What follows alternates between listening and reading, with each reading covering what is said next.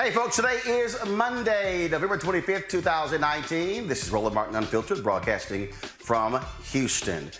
Folks, a new report says enough resources are not being put into protecting America's civil rights. We will talk with the author of that report right here on the show. Also, are we being influenced by various conspiracy theories planted in the media? We're talking about Russia, Ukraine, and the election. Why are the Republicans the ones leading this effort? Also, a 14-year-old is being charged for posting an ad on Craigslist saying a slave for sale. What the hell is that all about? Also, a Navy vet, a black Navy vet, found dead in his apartment 3 years after he died. How in the world does that happen? Also on the show, a group protesting the deaths of prisoners in New York are assaulted by the local police department. After her school would let her get pictures with her red extensions, well, a photographer from Chicago says, you know what? I'm gonna give this sister her own photo shoot. It is absolutely amazing. Folks, we got a jam-packed show for you. It's time to bring the funk. I'm Roland Martin Unfiltered. Let's go. He's got it. Whatever the biz, he's on it. Whatever it is, he's got the scoop, the fact, the find. And when it breaks, he's right on time and it's rolling. Best believe he's knowing.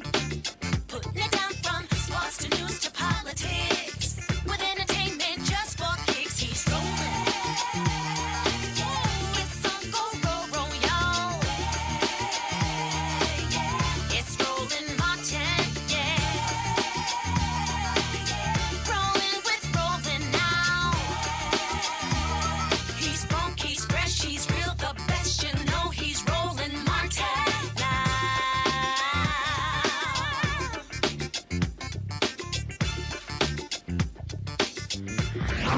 Martin. Folks, the civil rights is a major issue in this country. And last week, the U.S. Conference on Civil Rights actually issued their report detailing how the different federal agencies are faring when it comes to civil rights. It doesn't look good. No shock under Donald Trump and his administration. Joining us right now is Catherine Lehman. She is chair of the U.S. Commission on Civil Rights. Catherine, welcome to Roland Martin Unfiltered. Thanks so much for having me, Roland. It's great to be on. So first and foremost, what did y'all find when it comes to how the Trump administration is dealing with civil rights across all federal agencies? The commission's majority had very, very serious concern about the status of civil rights enforcement in this country today. What we found in this, following the 2-year investigation about the beginning of the Trump administration and the end of the Obama administration, is that the Trump administration consistently and persistently is asking to undervalue federal civil rights enforcement, seeking to reduce the budgets of our federal civil rights agencies that are engaged in this important function. Happily, bipartisan Congress has routinely rejected those requests and has been increasing funding for civil rights.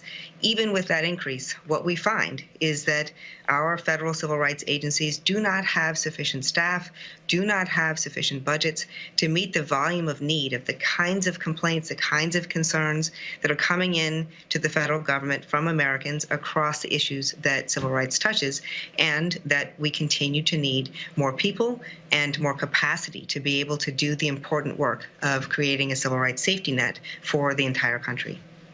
And so you've done this report. What happens now? Who does it go to? Is there some plan for the Trump administration to actually deal with this, or is it simply a report that they can just file away and ignore? Well, we hope very much that this report does not get filed away and ignored. The U.S. Commission on Civil Rights is a bipartisan commission that has existed by statute for 62 years. It is our job to advise the president, the Congress, and the American people about the status of civil rights. And we have influenced all of the major civil rights laws that have been enacted in the 6 decades of our existence. So it is our hope that Congress will take the recommendations that are in the report, conduct appropriate oversight of federal civil rights agencies, afford more more and better policies to those agencies to be able to do the important work that they're charged to do, and that Congress will continue to increase funding for the civil rights agencies so that they can do the work that Congress has long charged them to do. What we saw in the evaluation of the 13 agencies that we evaluated is that this administration today does not meet the volume of need and, in fact, understates the serious scope of the harm and asks for fewer people, is dialing back its enforcement promises, is less transparent than the last administration was about the way that it does the work that it does, and is effectively turning away from federal civil rights enforcement. So we have a dramatic and immediate need to change those practices and to course correct now. The Commission has asked Congress to act, and we will be very grateful when Congress is responsive and begins to conduct the kinds of oversight that the Commission calls for, and when we can ensure that the agencies actually fulfill their statutory obligations. It's no shock that the Trump administration has not been a friend of civil rights. They have rolled back many of the civil rights in the Department of Education, in other areas. What department, out of all the federal agencies, where are we faring the worst when it comes to civil rights protections? You know, Roland, the sad news is that it's hard to pick one. We evaluated 13 agencies, and there's not a single agency that we can feel enthusiasm about the way that it's doing the work now. Very serious concerns about the Department of Justice, very serious concerns about the Department of Education, very serious concerns about HUD. The concerns range across the board. What we hear is not lack of awareness from the federal officials about the need for the harm. We heard from the Department of Labor's director of the Office of Federal Contract Compliance Programs that they can only investigate 1% to 2% of the contractors within their jurisdiction. But still, the Trump administration sought a dramatic reduction in staff for that agency. Overall, we've seen 300 federal civil rights investigators leave our agencies in just the time period that we investigated. So we're seeing really stark rollbacks, and I can't tell you, here's the one agency about which we should have the most concern, because frankly, I have very serious concern following this investigation about all of the agencies and about all of the ways that they do their work. And so, first of all, so what's next? So what happens next? Well, we will be using all the tools that we have at the Commission's disposal to be able to disseminate this information, to make sure that the American public has the information, to be sure that Congress has it. It's a very long report, as you will have seen. It's more than 500 pages, so it's very detailed in its analysis of what is happening at the agencies. We will be trying to make sure that Congress is fully responsive and that we can course correct so that our agencies actually do have the tools that they need, and they use the tools that they have to be able to make sure that all Americans can live confident that their civil rights will be satisfied. All right, then, Catherine Lehman with the U.S. Conference on Civil Rights. We certainly appreciate it. Thank you so very much. Thank you very much for having me. All right, I now want to bring in my panel there in Washington, D.C. Joining me is Dr. Avis Jones-Dweaver, political analyst. Dr. Cleo Monago, he is a political analyst and behavioral expert. Amisha Cross, political commentator and Democratic strategist. I want to start with you, Amisha. When you see this report and we realize how devastating it is no shock that Donald Trump and his administration doesn't give a damn about civil rights. And so when he stands up and says, black people, what do you have to lose? A hell of a whole lot. No, I agree with you 100%. Nothing that was said previously was shocking at all. This administration, this president continues to ignore the fact that civil rights violations occur in this country. To be quite frank, he ignores the fact that civil rights violations ever really occurred in this country. And he is going about this in terms of not only rolling back Obama-era policies, but also policies that came out of the civil rights movement. So when you asked about which agencies are experiencing this at the highest levels, I would definitely argue that we've seen them higher in terms of just the pushback and in terms of the American public reaction to it in HUD, and we've definitely seen it in the Department of Education. We've seen rollbacks in terms of the push against the school-to-prison pipeline. More students are being suspended and expelled based on the color of their skin, based on the fact that they are black boys and their black bodies are seen as dangerous, even though they're not doing anything in the classroom that any other student is not doing. We're seeing black girls being penalized because of their body type, being penalized penalized because of their hair color. We're seeing people get kicked off of the rolls at HUD and nothing being done about that at all. So I think that this administration has gone about this process in a way that in large part has been swept under the rug. We're seeing hate crimes be ignored. We're seeing this administration not really pay attention to them. And it's by and large par for the course for a president who does not see discrimination against blacks, discrimination against LGBTQ individuals, discrimination against Latino individuals as wrong. And I think that as a nation, we need to come together and push against this. Cleo, the reality is, I use the hashtag, we tried to tell you. Black folks tried to tell the rest of this country about this very issue when Donald Trump was elected. And so it is no shock to any of us that he and the folks we appointed don't give a damn about the civil rights of Americans. Well, as you know, Roland, the purpose of the civil rights enforcement is to be a guiding force of safety for disenfranchised people. Disenfranchised in this country has typically meant people who aren't white. So obviously we expect people like Trump and his cabinet to not care about the civil rights issue.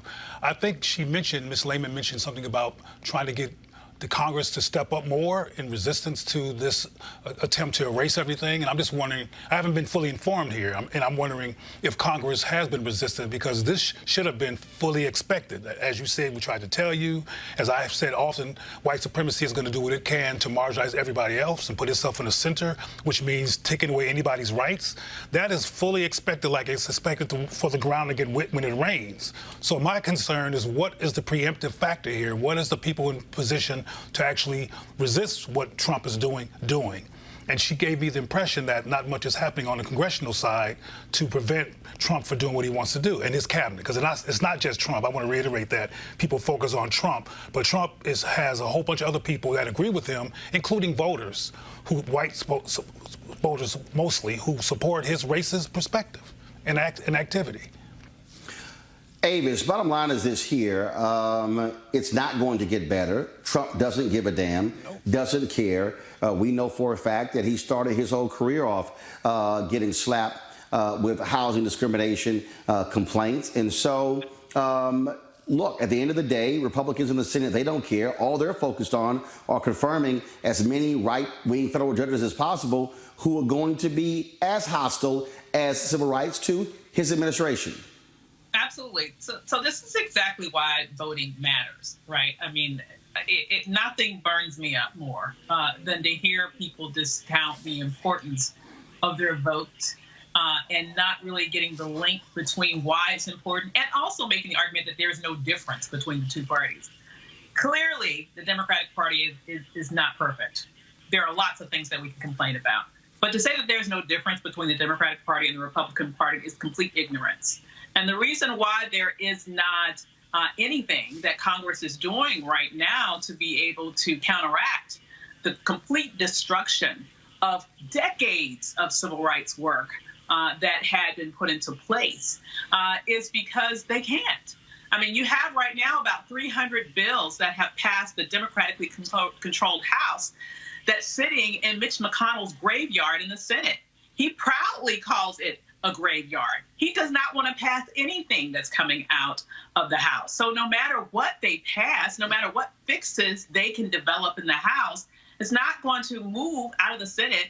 And if by some miracle it were to move out of the Senate, we know good and well that Trump would not sign it, okay? And there would be no override of veto, whatever, you know what I mean? So the challenge here is that we need to understand that we have the power to change this in 2020, and we need to be not lulled into complacency or fall for the okey-doke arguments that our voice doesn't matter, and therefore we should either throw away our vote or don't vote at all. That will put us in a situation where we will permanently put ourselves behind, because you have all the time, as you've been saying, the right stacking the courts at the federal level, stacking the court at the Supreme Court level, so that they can build in a permanent advantage no matter what happens to their representation in the population. I don't want to live under an apartheid system. And if you don't either, you need to get out and vote. And that, Amisha, is what's critically important. I saw a video that Mitch McConnell released. I saw a video that he released today where he talked about that, where he made it perfectly clear.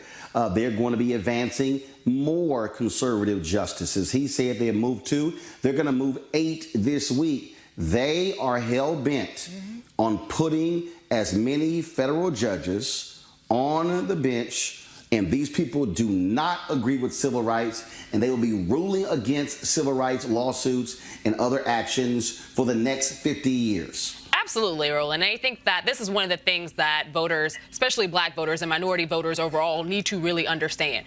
And as much as Trump is made fun of because of what looks like a lack of strategy and all the craziness that comes out on Twitter, he is actually very strategic, and his administration is strategic in trying to make sure that they build a system across this country that supports white supremacy, that supports holding people back, that supports a certain elevated position for Caucasian individuals against all odds. And I think that by him choosing to do that and noting that if he has 4 years, if he has 8 years, whatever that is, him choosing these judges is going to make a change for generations. And I think that he is trying to really solidify that. That's probably one of the most strategic and honestly villainous but smart moves that he's made since he's been there, because he wants to make sure that his footprint is left on this country for years to come. And the only way he can do that is by ensuring that those like-minded judges are actually there, so that when these issues are challenged, at the end of the day, the person making that decision, those decisions that really matter, are the folks who he put in place.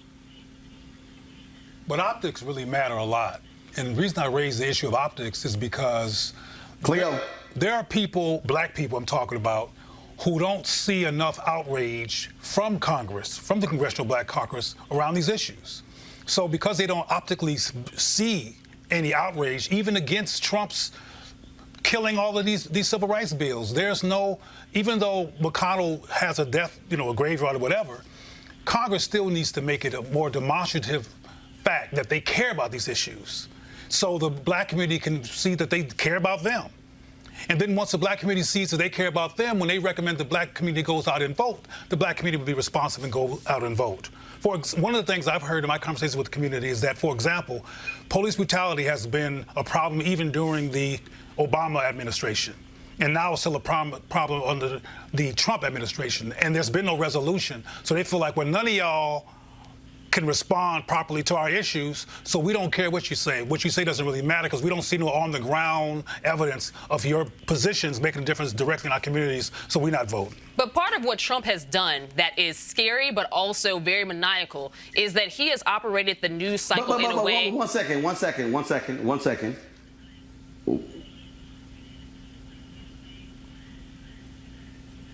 I got to deal with what Cleo just said. So, Cleo, when you say they don't see how the CBC is reacting, mainstream media ain't covering the CBC. And when you have 8 black cable networks that don't have 1 hour of news a week, absolutely. When this is the only national daily show that speaks to issues targeting African Americans, how will black people actually see it if nobody covers it? Well, I know what you're saying is absolutely true. So we have to find alternative means, including supporting shows like yourself or creating other ones as well, to create a medium for the black voice or the black concerns, because you're right. They don't see it, and the other so-called black networks are just entertainment and not raising these issues. And this does trickle down into how black people behave when it comes to voting. Somehow somebody in a position to understand this needs to push back against the blind spot that's created around black issues, because it could help Trump get the presidency as we speak, and it could help him get back there again. We got to do something about this gap. And people in Congress do have other venues, radio shows, other things they can do to push the issue of turning back what Trump has done. There's not a powerful message getting to black people about the damage that Trump is doing. I'm telling you, it's not there. Well, I agree. The challenge, though, is the reason why it's so hard to get a clear message around the problem that Trump is creating is because he's creating so many damn problems. I mean, you just cannot keep up with it. Every day there are, this is not like a daily news cycle. This is like a moment by moment news cycle, and they're all crises. And so it's just really hard for people to really keep up with the volume of damage that he's doing. I agree that generally speaking, Democrats writ large are horrible at messaging, are horrible at really making sure that people understand the issues in a consumable, bite-sized way that really gets not only at logic but emotion. Mm-hmm. And I agree that there needs to be a specific focus on those issues that concern the Black community. And I wish that there were more opportunities. Honestly, this show is golden, but we need a million more like these. But the bottom line is, practically speaking, what's happening in this administration is unprecedented in terms of the level of destruction that he is causing in a short amount of time. Mm-hmm. When you say that there's nothing been done for police brutality, for example, what really happened is under the Obama administration, you had consent decrees put in that were rolled back basically almost like the first week that this administration was put into office. And it takes time for new policies to really take hold. So instead of people saying, well, you know, under the Obama administration, nothing happened. No, that's not true. You had consent decrees that were put in place. They didn't have time to fully take hold. And the minute that this administration was won, they went immediately to starting to destroy all the consent decrees across the nation that were related to police brutality. So first of all, we need to understand what we're talking about before we spread misinformation, which unfortunately is happening a lot out there right now. And I also am concerned that a lot of people, quite frankly, are spreading misinformation on purpose, specifically to suppress the Black vote. So I do hope that people take a look at the source of the information that they are getting before they just blindly accept everything that they hear as truth because they think it's coming from somebody Black, because you don't know what their motivations are. You don't know how they're getting paid. You don't even know if they're Black. Let's just get very real about it, because we ultimately knew in the last election there was a specific focus on the Black population, flooding us with misinformation, flooding us with specific entities and that were created to make it look like it was Black people talking to Black people, but it was actually Russians talking to Black people. So let's take a minute to assess the quality of the information before we take everything that we hear as truth. And do a little bit of research on your own to figure out if something makes sense or if it doesn't. Because a lot of things that continues to be floating around the internet, specifically targeting the Black population, is full of lies and misinformation. But guess what, Avis? That flooding that you mentioned that I know is true has not been counter-flooded. Exactly. That's true. And we need to do a counter flood. I mean, what you just got finished saying is absolutely true, and I know it's true. But most people that I run into, and I'm talking about a national audience of people, don't even realize this as a real issue. They think it's inconsequential. And we need to do some flooding too. The other part is you don't have enough people that are counteracting the arguments. At the end of the day, we have a lot of Black people who right now are upset with the CBC because they don't know the hard work that the CBC is actually doing to push against some of this. Congresswoman Maxine Waters, for instance, has made herself very open and available. She has talked to this administration about exactly what's happening with HUD, what's happening in terms of people getting kicked off the rolls who are now going to be effectively homeless, people who are currently within that system who have homes who are going to be homeless within the next few months. We're watching the expansive amount of the homeless population in California. And what the president did was actually target her district and say, hey, there are homeless people within your own backyard. Yes, there are. But you know what the president is also doing, and what Democrats did not push back with when he made those statements? The president of the United States has decided that he wants to incarcerate those homeless people. So when you are a part of the Democratic Party and you're seeing what this president is saying, you're seeing the arguments that he's making, you have to be willing and ready to have guns blazing and come back out here and push against them. When he says that more and more people are off of food stamps, this isn't a kudos moment. More and more people are off of food stamps because he cut the rolls, because he is changing food stamp office locations, because he's requiring you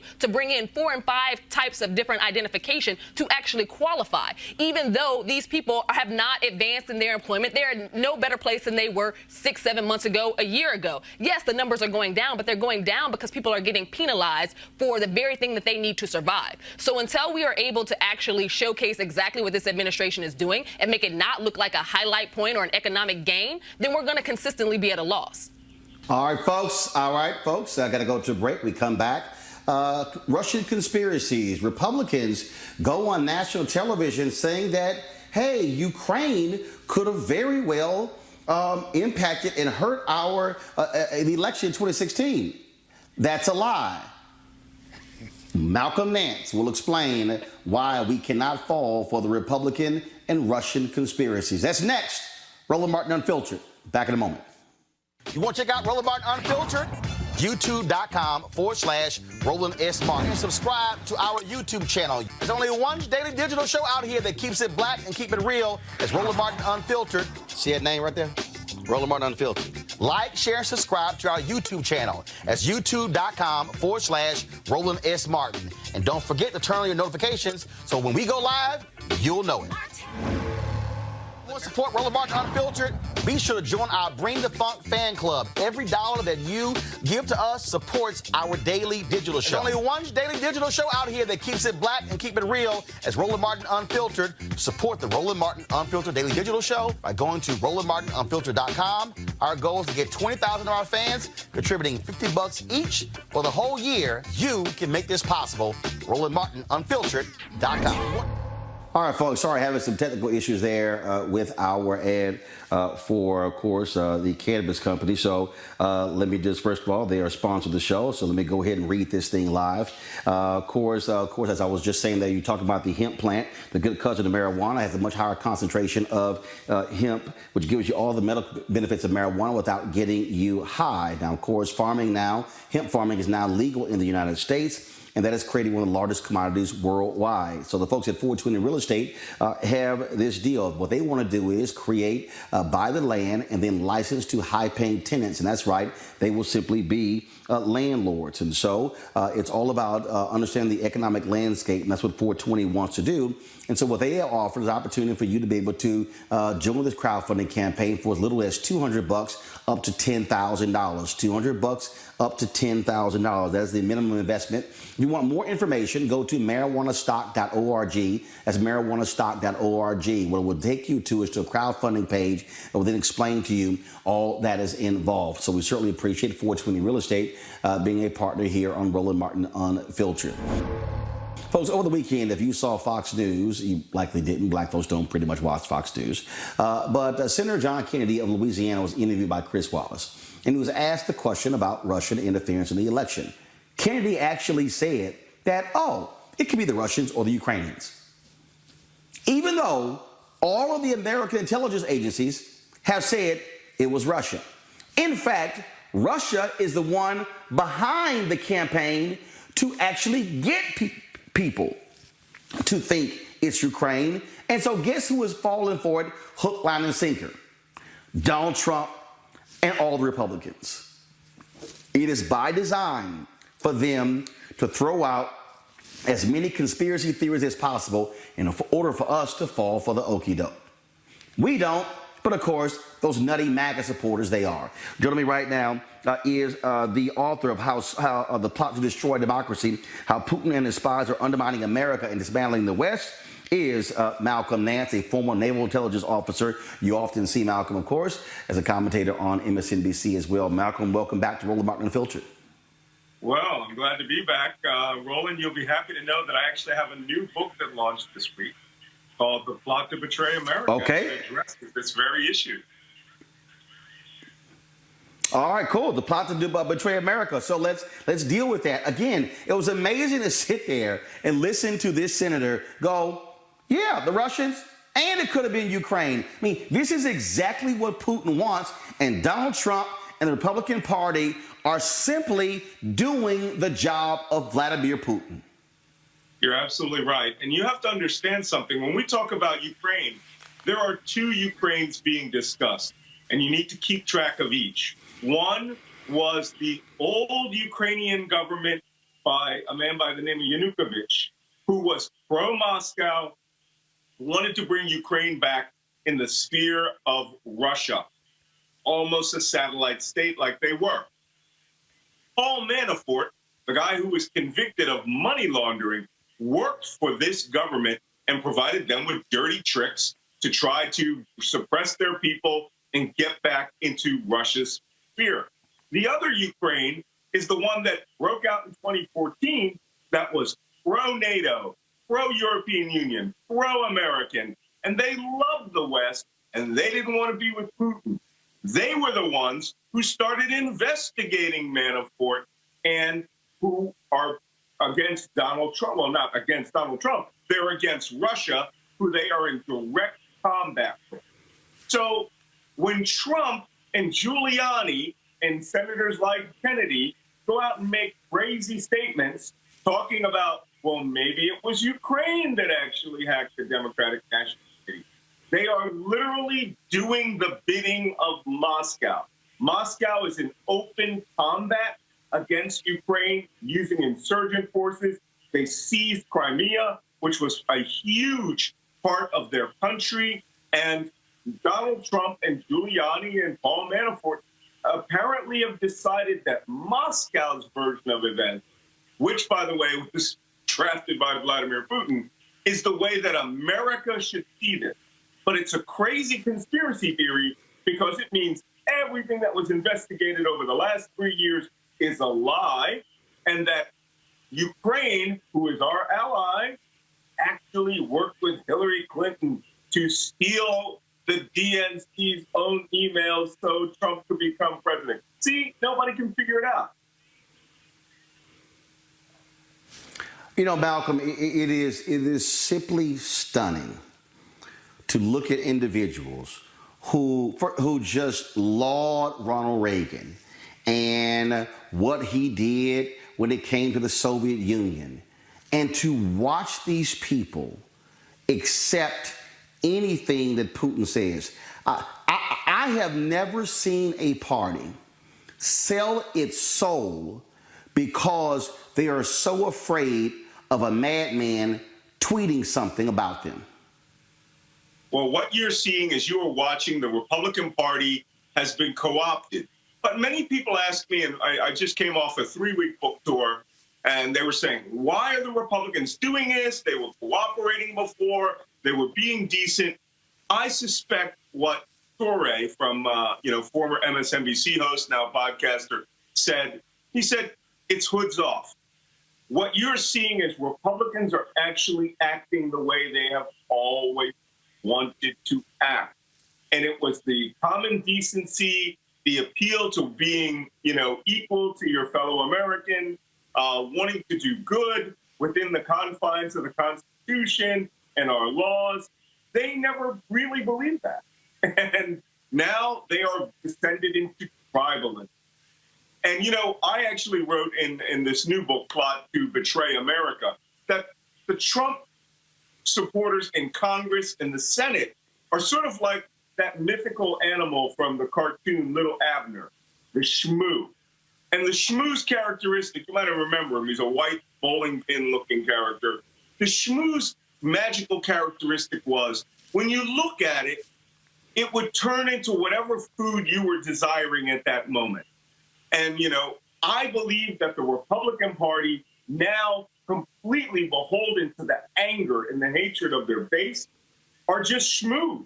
And if Donald Trump says you are now pro-Moscow, then you're pro-Moscow. If you love Vladimir Putin, then you love Vladimir Putin. And the funny thing is, it behaves in such cultish behavior, and I mean like a real cult, that they completely forget how they were before. And this cult of Trump, where you are part of this tribe of 40% that will dominate the other 60% of America, is so appealing that they realize that they don't care anymore about common decency. They don't care anymore about the rest of the country. I got to ask you this, as a former naval intelligence officer, Donald Trump over the weekend fired the Navy Secretary, Richard Spencer, because they tried to hold accountable a Navy SEAL, Eddie Gallagher, who Donald Trump has supported. They wanted to take his Triton 10 away, essentially removing him from the SEALs, and Trump ordered them not to do so. Just imagine. Imagine the Republican outcry if Barack Obama, President Obama, pretty much said, to hell with the military chain of command, and I want this done. These people would be raising holy hell. But again, this madman does something that completely destroys the focus of the chain of command of the military and of course, when it comes to discipline and order, because he has no problem with Eddie Gallagher being a thug and what he did. Well, what you're watching here is Donald Trump use mafia-like tactics to co-opt the military. I'm a retired Navy senior chief. Very, very long history in the U.S. Navy. 7 of us at one point in the Navy. Great-great-grandfather in the Navy in the Civil War. I take this very personally. In fact, wearing my Navy jersey, you can't see it, but we bleed Navy. So what's happening here is called undue command influence. That's when an officer who is above that person in rank will not allow the military justice system to be executed, but will make their own personal judgment. Within the military, that is a crime. But Donald Trump, being commander-in-chief, he has decided he is going to fire his way down to his result. What he also is doing is he is protecting not just E7 Eddie Gallagher, because that man ain't a chief, all right? Chief is a title of respect and honor. But E7 Eddie Gallagher has not only been convicted in the military court, but not the most serious crimes, because members of his team lied for him, who had immunity and got him off. But Trump pardoned a man who had executed or ordered his troops to shoot and kill 3 innocent Afghan guys who were just going down the road in his first week in Afghanistan. The entire unit turned him into the military justice system. He also commuted the prison sentence and pardoned a man who had a special forces officer who had been convicted of murdering a person in wartime. Not only that, the statements against Eddie Gallagher by his own SEAL platoon was that he had shot civilians indiscriminately. Donald Trump loves these people. He views this as part of his, primal tribal warrior class that will, that he sees to how can we put it, to fulfill the fantasies that he dodged the draft 5 times and wouldn't fulfill. So he's a coward. The Secretary of the Navy who backtracked, Edward Spencer, who backtracked on his initial decision and rumor that came out in the New York Times, and then found out that everything Trump touches dies, right? I mean, he backtracked on his decision. Trump fired him with malice. So now the only question is, will Chief of Naval Operations, the Chairman of the Joint Chiefs of Staff, and the Master Chief Petty Officer of the Navy, will they uphold military law? And right now, it seems unlikely. Donald Trump is breaking military law right now as we sit here. The book is called The Plot to Betray America: How Team Trump Embraced Our Enemies, Compromised Our Security, and How We Can Fix It. The author is Malcolm Nance. Malcolm, we certainly appreciate it. Thanks a lot. My pleasure. I want to go to you first, Avis. These folks do not care. I mean, this is the thing that people need to understand. These folks, Donald Trump and his minions, his imps, they do not care about rules, procedure, the law. He fundamentally believes that he is a dictator. There is a reason he loves to praise dictators. He believes that I can never violate the law. He actually has articulated, I can do whatever I want to do. Yeah. I mean, none of them care about democracy. Let's just be very real about that. In prepping for a talk that I'll be giving next week, one of the pieces of research that I'll be citing is a study that was done out of Clemson with professors from Clemson and Texas A&M, which surveyed white people who have racially intolerant views. And what they found that white people who are racially intolerant, when they believe that democracy will actually benefit people of color, they no longer support democracy. They are, in fact, more likely to support autocratic systems. And so what we're seeing right now is that theory, per se, acting out in real time, not only with this president, but with the entire Republican Party.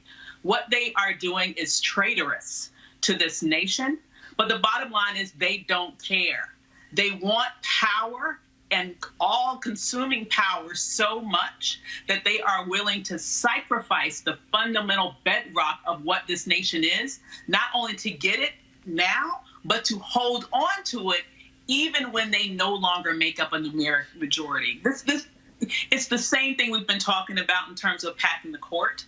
It's this idea of power above everything else, and forget the system, forget being fair, forget even democracy, if that means that will stand in the way of me being able to have the all-consuming power that I want to use for my benefit today and for decades to come. Cleo, it amazes me when people say these people have hit bottom. There is no bottom for Donald Trump. There is no... The media needs to stop going, this is a new low. No, there is no new low. There's no such thing as the bottom. No, these people go beyond the bottom. They forget the floor. They are going down to the core of the earth. That's how shameful and despicable these thugs are. He is the thug in chief. It's shameful and it's despicable, and they're focused, and they have an agenda, and they insist on that agenda coming into being. I mean, when I hear comments like Avis, when she mentioned the people who built this country or talk about what this country is about, I really believe, from my perspective, that Donald Trump and his friends are doing what this country is about and what it's been founded on. This whole idea of inclusion and fairness is not what this country was founded on. They're doing what they came to do, and they're doing what they want to do in terms of what they believe in. I mean, not only does Trump believe in dictatorships, he believes in certain types of dictatorships that believe in white power. So we have to understand that we are in a situation where someone has got the key to the door, who's doing what they want to do, and that they have millions and millions of people that support them. And it doesn't matter that they're allegedly 40%. They don't see themselves as being a minority. They see themselves as being a majority. The way they think is what drives them to have the audacity that they have. They don't see themselves as somebody who's going to the bottom. As far as they're concerned, they're fighting for the top. And it's interesting to me when, I don't know which press system you're talking about, which media outlet you're talking about, but it's interesting to me when they talk about Trump in negative ways, because they're complicit in Trump's success. They're complicit in promoting this man, because one thing about Trump that I don't think we can deny is that Trump is being the same Trump that ran for president in terms of what he articulated, in terms of what he said he's going to do, in terms of who he prioritized. There are no surprises here. What's frustrating to me is a lack of preemptive tactics on the part of people who supposedly are progressive in this country. Now, Ava said that there are things going on, and I know much of what she said is going on, but what's missing, and I'm being repetitive to make a difference, is for the community to see evidence of there being some hardcore resistance or disagreement with Trump. Because even the people running for president right now on the Democratic ticket are not speaking in ways that it convinces the black community that you guys have our back, you're concerned about us, you're rooting for us. The conversation on behalf of progressive people is still ambiguous, and Trump and his people are not ambiguous. They're blatant. And we can't afford this ambiguity. And we can't afford to keep talking about the United States as if it's supposed to have traditions and values that are different from what Trump is doing. Trump is doing what Manifest Destiny looks like, which is what this country was founded on. So either we're going to be serious about resisting the monster, or we're going to let it eat us up. I don't know what we're going to do as a people. And again, Misha, what you have is when you have folks like Rick Perry and others who say, Nikki Haley, that God put Donald Trump here. They're serious. These people, as Cleo said, these people at Misha have a very clear agenda. And I think people need to stop playing around.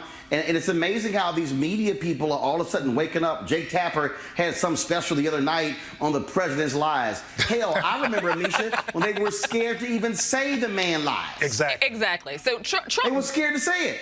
Trump ran as a populist. He ran as an isolationist. He ran as a white nationalist. All of those things he is actually doing and enacting while he's in office. Yes. I don't think that this should be surprising to a single person. What is demonstratively problematic is the way that the media isn't holding him accountable, and the way that I think the Democratic Party as a whole has not really built up the guard and been able to come back against his attacks. At the end of the day, we have a president who controls the media, period.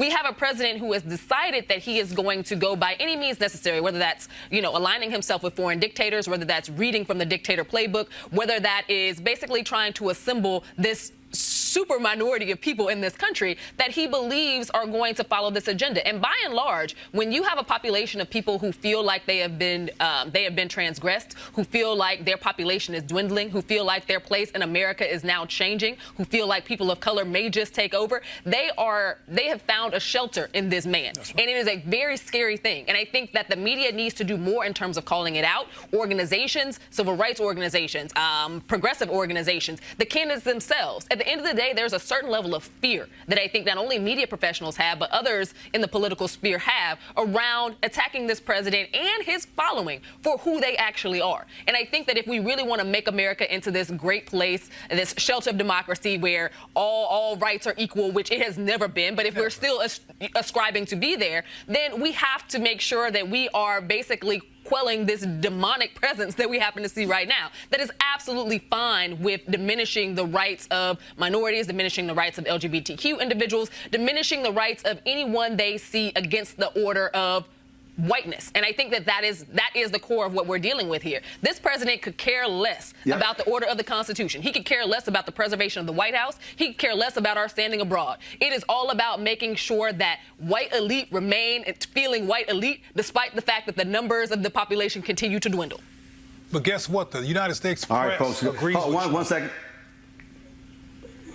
Go ahead. Go finish your comment. From my perspective, the mainstream press essentially agrees with Trump. It plays a game to make it look like it's different so it won't be called racist.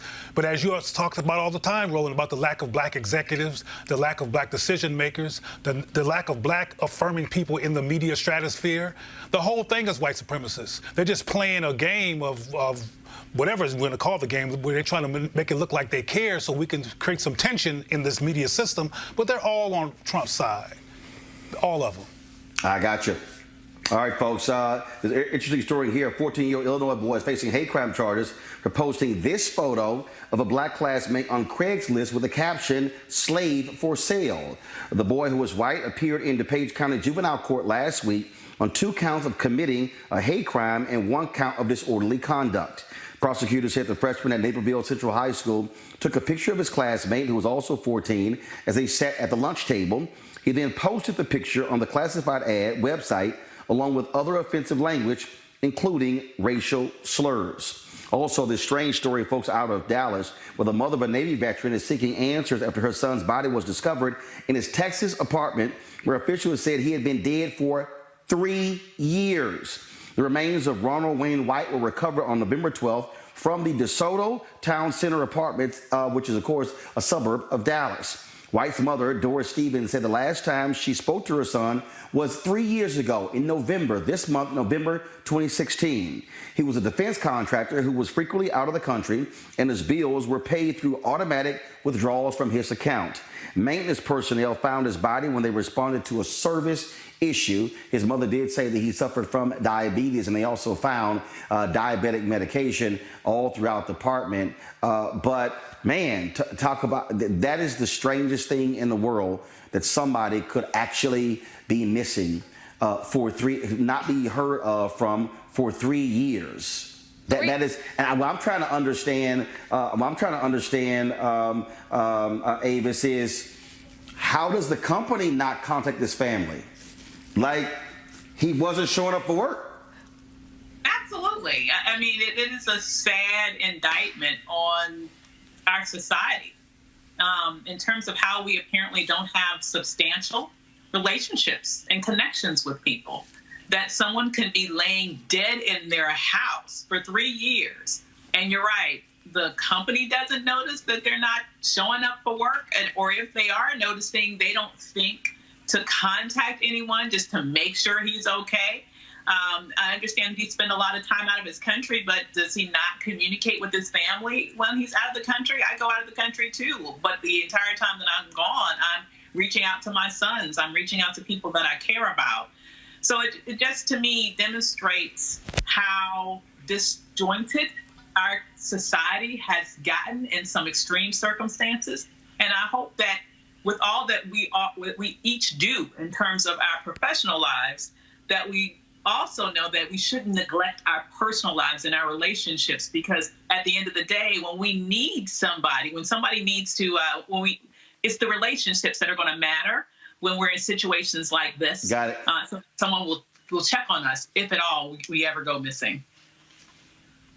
All right, folks, this past week, community members of Broome County, New York, staged a protest to draw attention to recurring deaths and systemic abuse at that city's jail.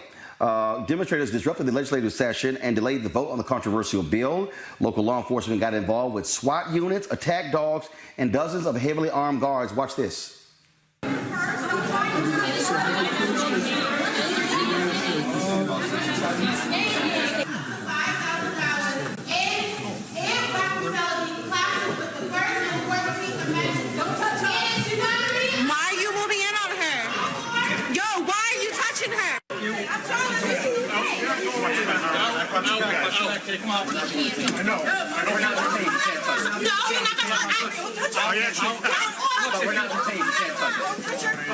Back away. Back away. I got you. Let her go. She's a woman. She's a girl. She's a girl. It's not illegal for her to annoy you yet. You didn't listen. Your problem is you don't know what you're talking about here.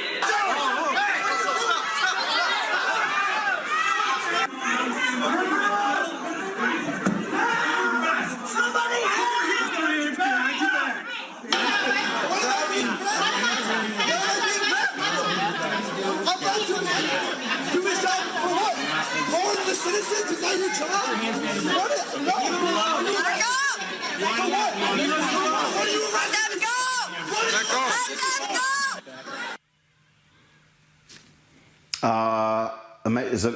It's still crazy to me, Cleo, that when you have people who protest, the first thing cops want to do is go to the heavy artillery, bring out the SWAT and all that sort of stuff along those lines, as opposed to, let's say, deal with the actual problem that they're protesting.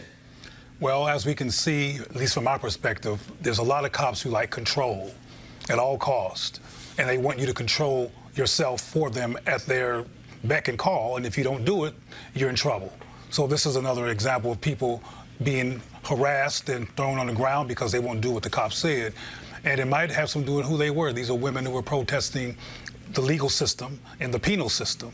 And they might have felt personally offended because people want people to be locked up and incarcerated and left alone. They don't want the problems with the system to be confronted. And here these people are confronting and embarrassing the legal system. So I think the cops wanted to make up for that by hurting the protesters. It's not unusual. They want power and control. Here is, folks, a story we're going to close on that I think turns out to be a great way to end the show. 8-year-old Marion Scott was denied the opportunity to get her school pictures taken because of her hairstyle.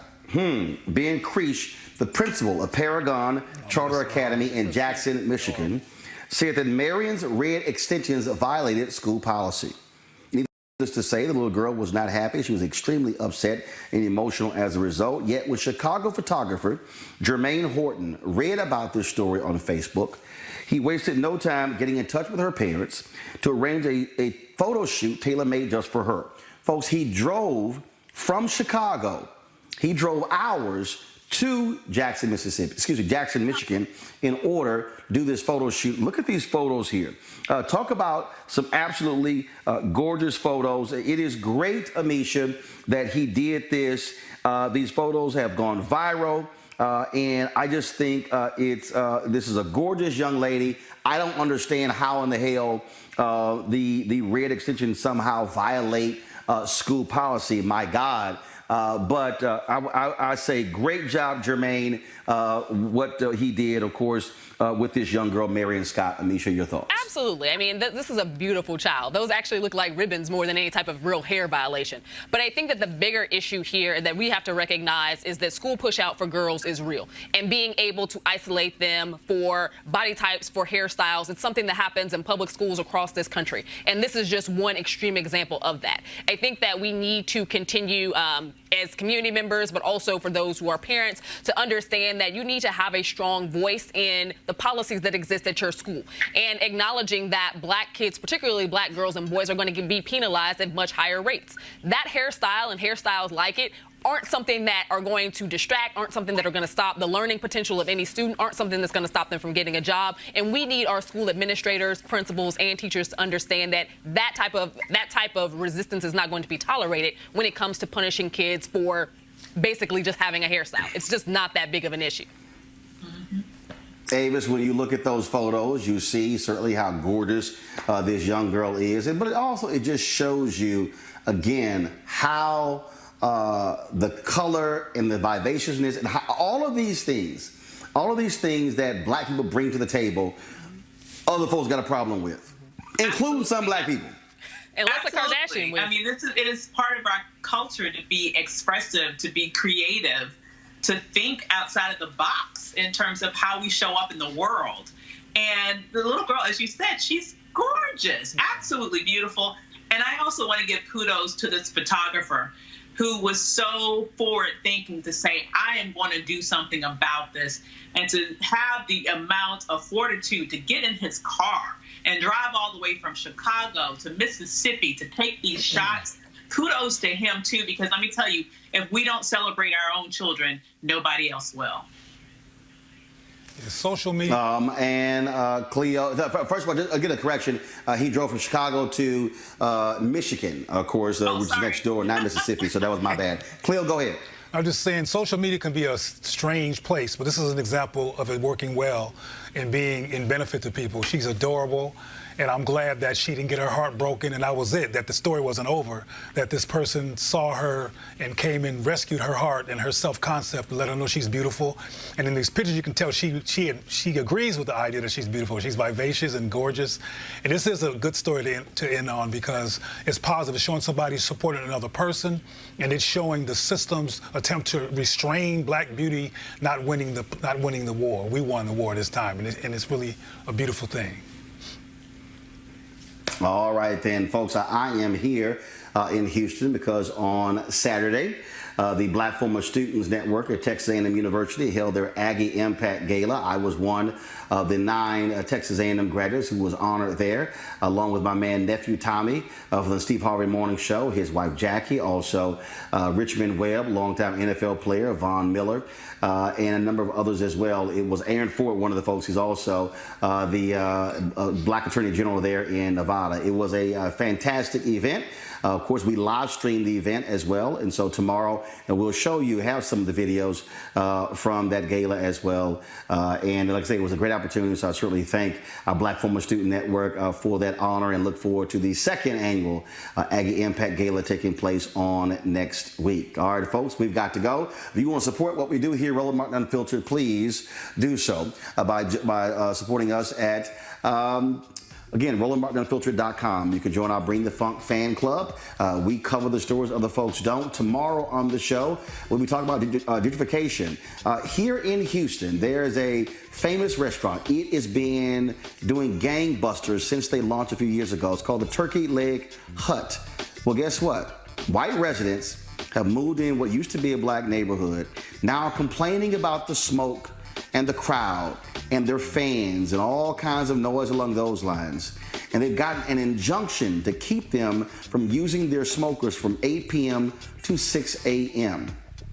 This is absolutely crazy, but it shows you what happens when our neighborhoods change as a result of gentrification. So we'll be discussing that on tomorrow's show. I'll be sharing with you some of the video from a news conference that took place on Friday with the owners, with the co-owners of that particular place. I wanted to have them on the show. In fact, I was going to broadcast my show today and tomorrow from there, but their attorneys are advising them not to do any media until they go before their hearing on December 6th, because they do have a temporary restraining order and they're trying to keep from getting a permanent injunction. So I'll share the details with you about that tomorrow right here on Roland Martin Unfiltered. Avis Jones-DeWeaver, thanks a bunch. Cleo Monago, Amisha Cross, thank all of you as well. Folks, again, support us at Roland Martin Unfiltered. You can use Cash App, Square, or PayPal. All of those, your dollars help us to be able to cover the stories and talk about the issues no one else is talking about. The U.S. Conference on Civil Rights Report, trust me, ain't gonna get much attention at all on the cable or the broadcast networks. That's why we exist, and we want to build this thing out. I have much grander visions to actually take this from a single show to a digital network. We need you to support what we are doing. All right, folks, y'all take care. Have a good one. Holla!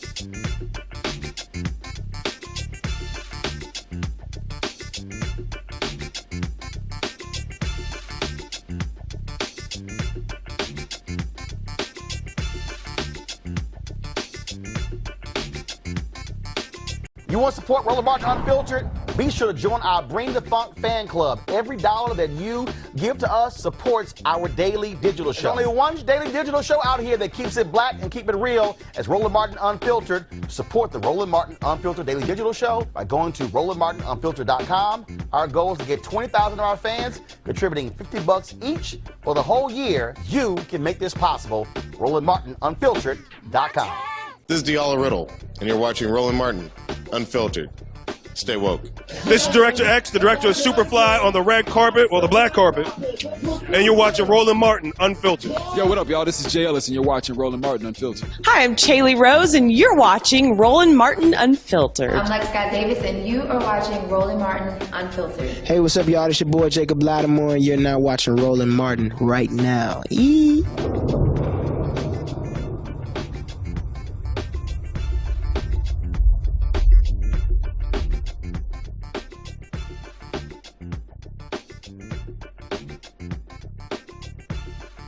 You want to check out Roland Martin Unfiltered? YouTube.com/Roland S. Martin. And subscribe to our YouTube channel. There's only one daily digital show out here that keeps it black and keep it real. It's Roland Martin Unfiltered. See that name right there? Roland Martin Unfiltered. Like, share, and subscribe to our YouTube channel. That's YouTube.com/Roland S. Martin. And don't forget to turn on your notifications so when we go live, you'll know it. Hey fam, want to check out Roland Martin Unfiltered? The blackest show on all of digital, cable, and broadcast. Check out our audio podcast.